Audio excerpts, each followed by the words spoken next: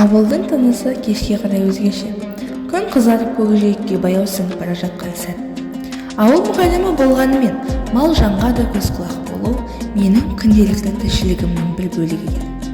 Қолымда шелегім, бетімді самал сипап тұр. Ора жақтан бір үн естілді. Ешкім егіз лақтаған екен. Барып қарасам, тұңғыш ананың түрі беймазалау. Емізейін десе сөзі шамалы. Лақтардың аш көздері мені алаңдатып қойды. Сөйтіп тұрғанда көзіме бұзаулы сиырым түсті. Ойымда, неге сол сиырды сауып қоймескен? Қайтпек керек. Аш қалған лақтарды ойлап, сиырымды сауып. Қолыма жылы сүт тигенде, өзімде бір мейірімге бөленіп кеткендей болдым. Бұл ауыл өмірінің шынайы көрінісі еді. Лақтарға қойып берді. Олар жадырап, тойып алған соң бірін ескелеп, аяқтарын сермеп, тұйықтарын бұлаңдатып, ойнақтап кетті. Сол сәтте жүрегімде бір жылылық пайда болды.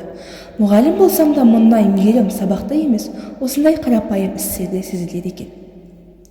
Ауылдағы екі кештің арасындағы сол бір сәт жанның тыныштығы мен еңбектің үнсіз даңқы қатар естілетін өмірдің шынайы сабағы еді.